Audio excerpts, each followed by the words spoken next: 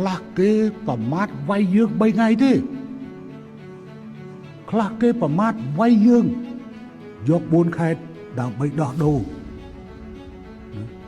ជាមួយនឹងប្រាសាទនេះប្រាសាទនោះប៉ុន្តែយើងនឹកក្នុងចិត្តថាបើឯងក្បាលប៉ាតដែកឯងមកក្នុងចិត្តយើងនិយាយក្នុងចិត្តតែយើងមិនបាននិយាយចំហទេនៅទីនេះសិតតែជើងអ្នកទាហាននេះហើយមិនមែនទាហានត្រឹមតែមកការពារខ្លួននេះពីដើមទាហានដើរឲ្យគេបាញ់ព្រោះទាហានត្រូវវាយលុកចូលប្រទេសចូលប្រទេសអញ្ចឹងមិនមែនទាហានសម្រាប់ក្រាបបាញ់ទេទាហានសម្រាប់ទៅមុខដល់ទៅមុខអញ្ចឹងពាក្យប្រមាថមួយចំនួនទុកឲ្យអ្នកឯងប្រមាថទៅទុកឲ្យអ្នកឯងប្រមាថយើងមិនអួតអាងអីទាំងអស់ក៏ប៉ុន្តែយើងមានសិទ្ធិការពារខ្លួនរបស់យើងស្ដាប់ឮប្រសាសន៍ដ៏ថ្លៃថ្លារបស់សម្ដេចតេជោហ៊ុនសែនហើយបើសិនជាថៃស្ដាប់ឮហើយប្រហែលជាអាចក្អួតឈាមណាព្រោះដោយសារតែកន្លងមកនឹងចូលចិត្តណារឿងមើងងាយខ្មែរប្រមាថខ្មែរគម្រាមចេញចុះមានអាខ្លះនឹងគេថា3នាទីនឹងមកដល់ទីក្រុងភ្នំពេញមានអាខ្លះនឹងថា10នាទីនឹងមកដល់ហើយអាអ្នកខ្លះទៀតថា3ថ្ងៃហ្នឹងហើយនិយាយទៅថាដឹកនាំថៃមួយចេញមកអួតនោះអួតបងប្អូនចានិយាយពីរឿងអួតវិញប៉ុន្តែឥឡូវអាអ្នកអួតនឹងបាត់ក្បាលទៅម្ដងម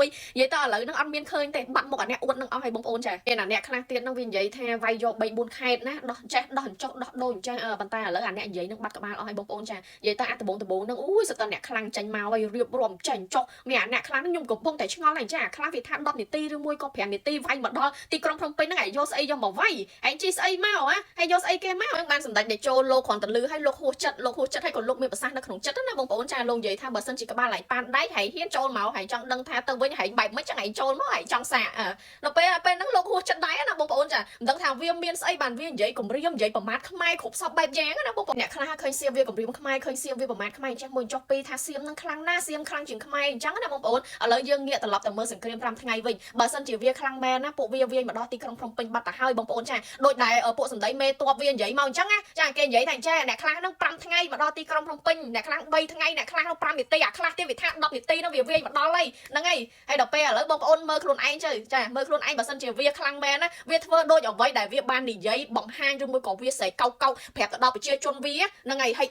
យអួតមហាសែនអួតតែខ្លួនឯងធ្វើមិនបានសោះបងប្អូនត្រូវចាំមកបើសិនជាសៀមវាមិនញញឹតខ្មែរទេមិនមែនវាប្រើត្រឹមតែយន្តហោះចម្បាំងហោះត្រឹមតែព្រំដែនទេបងប្អូនហើយវាយកនាវាចម្បាំង2គ្រឿងយកមកដាក់នៅមុខព្រំដែនទឹកវាអត់ហ៊ានចូលមកដល់ខ្មែរទេបងប្អូនចាវាដាក់ទៅត្រឹមព្រំដែនទេយន្តហោះចម្បាំងក៏អញ្ចឹងអានាវាចម្បាំងហ្នឹងក៏អញ្ចឹងហើយសម្ដេចតេជោលោកមានប្រសាសន៍បន្តទៀតថាតាហ៊ាននៅស្រុកខ្មែរមិនមែនជាប្រភេទតាហ៊ានចាំតែក្រាបបាញ់ឬមួយក៏ចេះតែការពារខ្លួនទេណាបងប្អូនគឺជាប្រភេទតាហ៊ានដៃសម្រុកចូលអង្គអាចក្លាហានមុះមុតចាមានឆន្ទៈខ្លាំងមែនតើក្នុងការធ្វើសង្គ្រាមហើយតាហ៊ានមួយស្ទើរតាហ៊ានអត់ខ្លាចខកកំភ្លើងឬមួយក៏ខ្លាចសេចក្តីស្លាប់មិនថាឧបសគ្គទៅនៅខាងមុខមានឧបសគ្គអីក៏ដោយក៏ពួកគាត់អត់រៀនរៃឬមួយក៏ដកថយដែលមានតែសម្រុកចូលដើម្បីយកជ័យជំនះអញ្ចឹងខុសពីតាហ៊ានពួកសៀមមែនតើតាហ៊ានពួកសៀមមិនដឹងថាវាយកអ្នកណាអ្នកណីយកមកធ្វើតាហ៊ានឲ្យបងប្អូនសាកមើលព័ត៌មានវាមួយតាហ៊ានមានអ្នកខ្លះរត់ចោលជួមមានអ្នកខ្លះរត់ចោលប្រទាយមានអ្នកខ្លះខឹងចិត្តខឹងនឹងថ្នាក់ដឹកនាំរបស់ខ្លួនឯងដែលចេះទំនាំសង្គ្រាមចូលមកចេះមួយចេះពីររហូតដល់ថ្នាក់បាយកំណត់រត់ចោលជួហើយយកកំភ្លើងយកអីដាច់បាញ់ប្រជាពលរដ្ឋខ្លួនឯងអញ្ចឹងណាបងប្អូនបើនិយាយចំទៅតាហ៊ានសៀមសិតតពួកអ្នកល្អមើលតែមិនល្អស៊ីបកាយអាខាងអួតអង្គអាចហ្នឹងហើយអាផុសឲ្យធ្វើឲ្យគេនឹងយល់ច្រឡំថាខ្លួនឯងនឹងមានដាំទ្រូង5ហាត់និយាយទៅបកាយអួតដូចថ្នាក់ដឹកនាំអញ្ចឹងដូចថ្នាក់ដឹកនាំសៀមមួយអញ្ចឹងបងប្អូនចាញ់មកមួយអួតពីរអួតបតៃចុងក្រោយមានអ្នកបាត់ក្បាលបាត់សម្ោឆឹងអត់ឃើញអាលីងហ្មង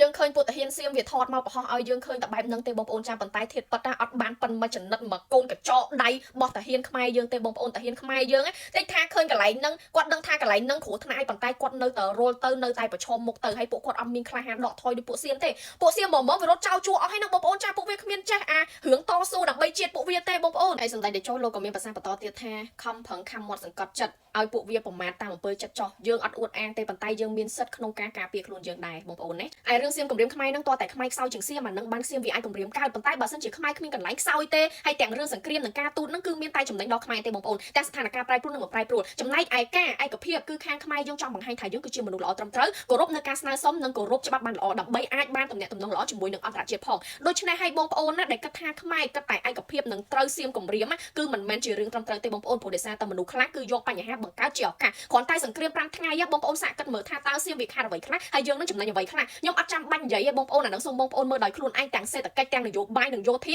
សុទ្ធតែជាចំណុចខ្មែរអភិវឌ្ឍដើរទៅមុខទាំងអស់បងប្អូនបើខ្មែរស្របច្បាប់នៃសង្គ្រាមឬជាសង្គ្រាមទល់មុខកងទ័ពសៀមមិនអាចធ្វើសង្គ្រាមឈ្នះខ្មែរទេទាំងកម្លាំងកងទ័ពនិងសភាវុធទំនើបសៀមនៅតែចាញ់ប្រៀបខ្មែរឆ្ងាយណាស់ទាំងភូមិសាស្ត្រនឹងឆ្លងកាត់ការប៉ះគ្នាណារយៈពេល5ថ្ងៃពីមុនបើគ្មានបទឈប់បាញ់ទេសៀមត្រៀមតែស្លាប់ទៅនឹងនៅទីតាំងសៀមយកមកអួតប្រជាជនសៀមហ្នឹងណាបើមានសង្គ្រាមម្ដងទៀតណាខ្មែរអាចយកមកវិញបានទាំងអស់នឹងយកអ្វីបន្ថែមក៏បានដែរបើស្របច្បាប់នឹងប្រើសិទ្ធិទប់ទល់ដូចមួយទៀតគឺខ្លាចខ្មែរប្រើប្រាស់យុទ្ធសាស្ត្រនៃការទូតមុនពេលប្រយុទ្ធចាដើម្បីមានប្រៀបកាន់តែខ្លាំងគឺអានឹងចង់មានន័យថាបើសិនជាមានសង្គ្រាមសៀមកាន់តែអាម៉ាស់មុនពីព្រោះថាសៀមមិនគោរពច្បាប់នៃកិច្ចព្រមព្រៀងតែខ្មែរតែងតែគោរពច្បាប់ជានិច្ចសូម្បីតែសភាវុធដែលដកក៏មិនបានបញ្ជូនទៅវិញខុសពីសៀមដែលចង់បន្តសង្គ្រាមនិងយកសភាវុធចូលតាមព្រំដែនបន្ថែមដូច្នេះអាចបញ្ជាក់បានថាមុនការជាសង្គ្រាមនឹងគឺសៀមបានចាញ់ប្រៀបខ្មែរជាស្រេចទៅហើយបងប្អូននឹងបើមានសង្គ្រាមគឺសៀមជាអ្នកខុសទាំងស្រុងក្នុងពេលនោះគឺកងទ័ពសៀមចាញ់ទាំងការទូតនិងចាញ់ទាំងសង្គ្រាមមានខ្មែរណាម្នាក់ដែលមិនចេះឈឺចាប់ព្រោះតែទង្វើថោកទាបរបស់សៀមទេប៉ុន្តែរឿងដែលបានកើតឡើងហើយយើងត្រូវតែប្រើនឹងបញ្ញានៅក្នុងការដោះស្រាយបើយើងធ្វើតាមកំហឹងនឹងមានវិនិស្សកម្មនឹងវិបដិសារីនុយត្រីក៏រួចទន្សាយក៏រួច